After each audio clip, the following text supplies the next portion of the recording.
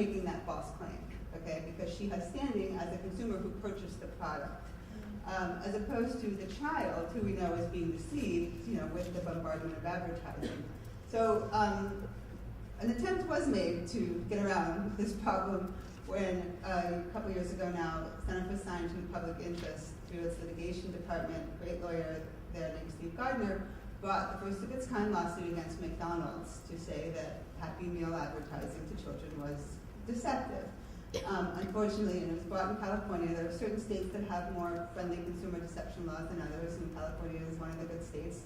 And this woman who was the named plaintiff, of course, got excoriated in the press, and it was very brave of her to even be willing to be the named plaintiff. That's often a problem, by the way, just getting anyone to be willing to be a plaintiff in a class action lawsuit.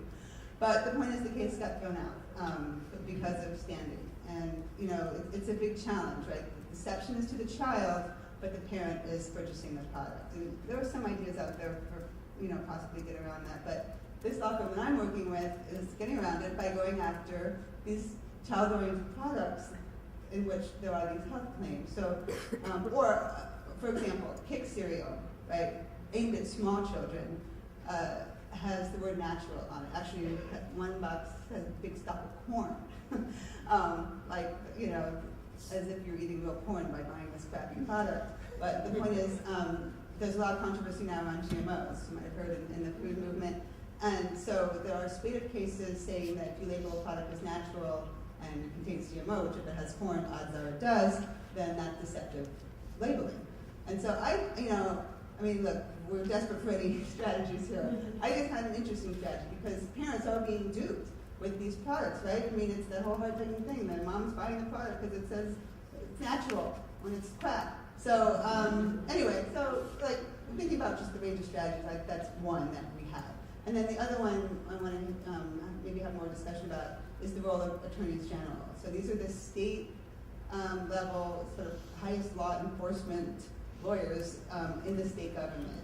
And they have, over the years, been very interested, and they're the ones who brought the big tobacco litigation, right? So state AG offices are extremely important and effective. They're tricky to work with, but I think they can really play a strong role in bringing some of these actions forward. I just want to say a few words about self-regulation. My true beliefs actually lie pretty closely to Michelle's, and I've written about this.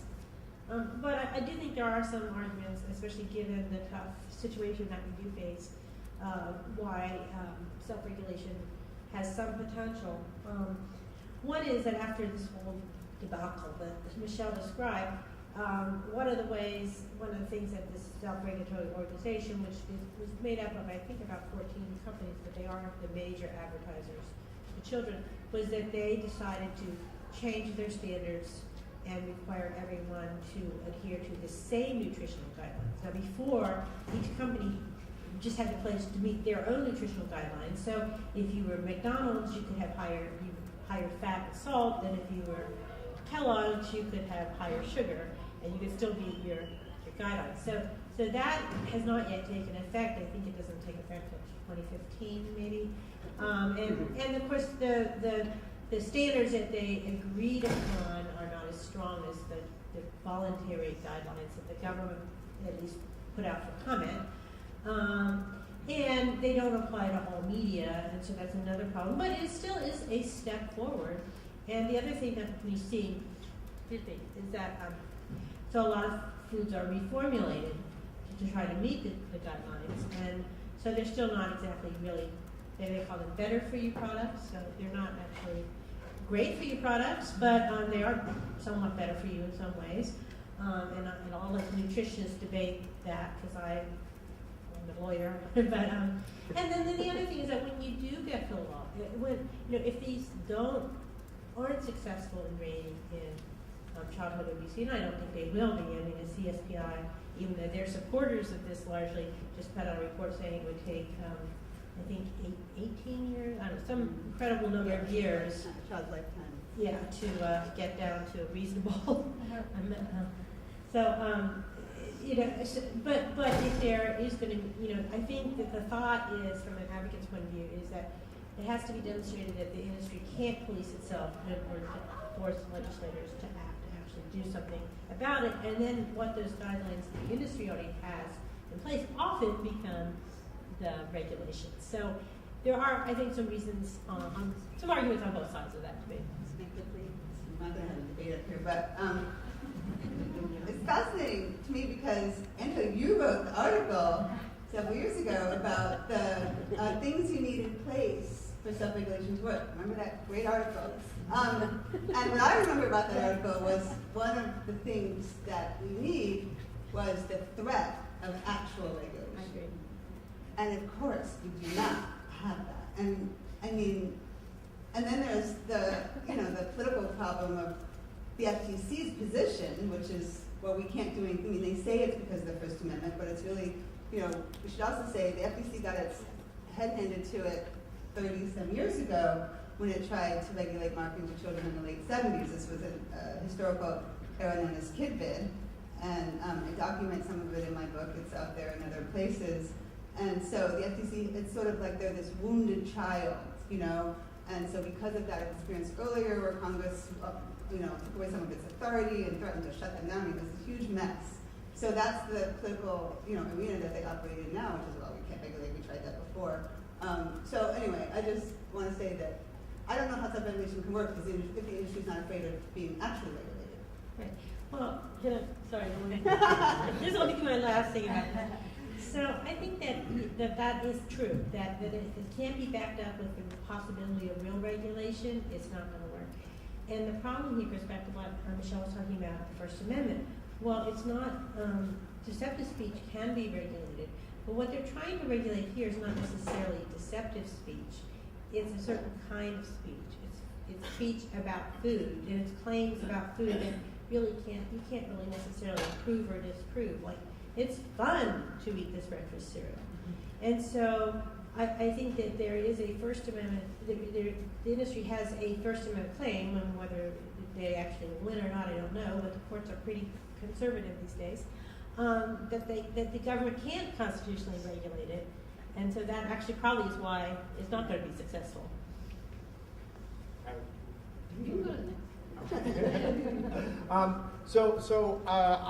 I'm wondering, Karen touched upon this a little bit in her intro. It always felt to me like the clearest moral case around marketing to kids and the developmental cases on the youngest kids. Under 8, they don't understand persuasive intent. They're also the most vulnerable children. But I know from an activist standpoint, we get a lot of pushback because these are not the kids who can drive themselves to McDonald's and they don't have their own money. And I'm curious, maybe you could expand a little bit on what you talked about in the beginning. From a legal standpoint, do you think there's a stronger case to be made about under 8 or for kids who could actually make their own purchases? Well, I think we have to do both. And I guess I'll start with the pester power issue. So I actually have an issue brief online. It's available online. It's called Reigning in Pester Power, and it lays out a consumer protection analysis around targeting children to get them to ask their parents to purchase products for them.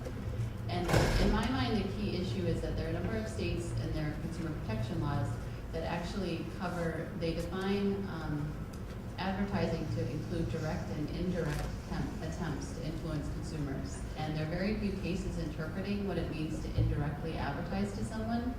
One example was marketing of a pharmaceutical to doctors that then they were recommending to patients that was actually a harmful product. And there's some sort of good case law around the concept of indirect marketing. And so I think that dealing with marketing to very young children, there is this issue of adults as an intermediary and then making the actual purchase.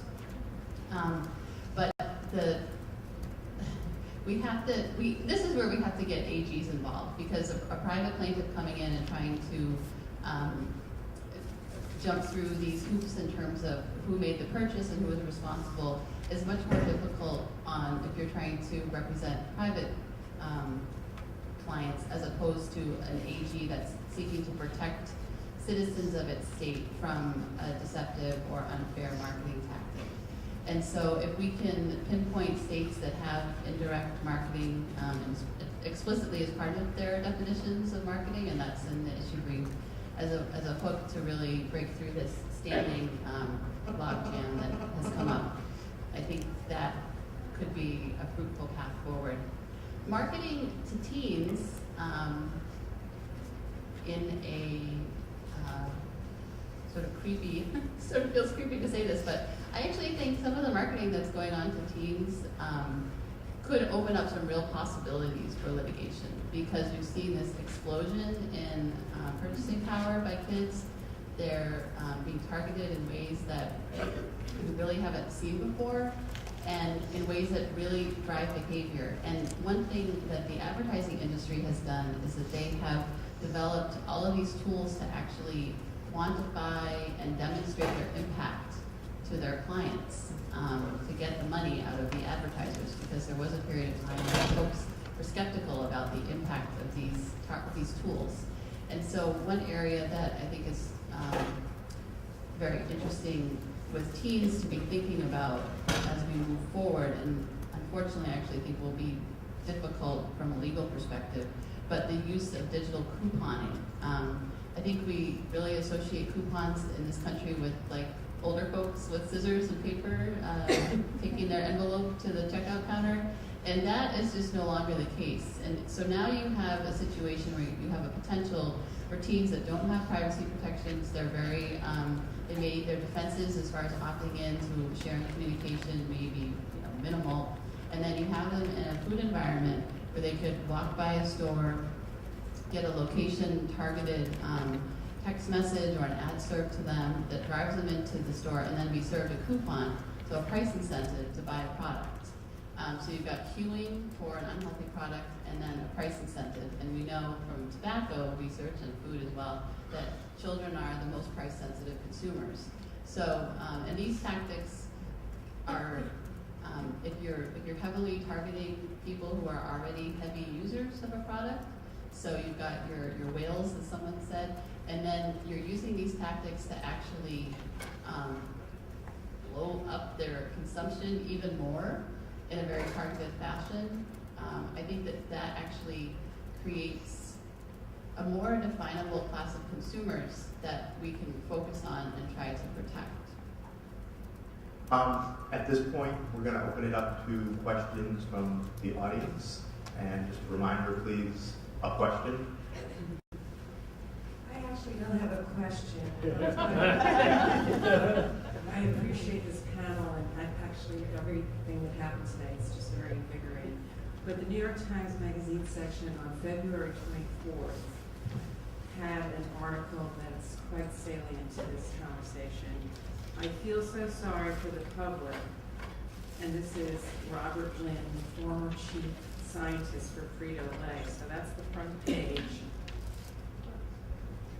Okay, and then inside the byline, inside a hyper-engineered, savagely marketed, addiction-creating battle for American stomach share. Okay, and then the last thing I'm just going to say that help you salivate and get toward this article is what their inside page was to introduce the article. And it's basically salt plus fat squared, that's the numerator, and then the denominator is satisfying crunch, times pleasing mouth feel, equal a food designed to addict. And it's by Michael Moss. So he has a book out now that, and I encourage people to,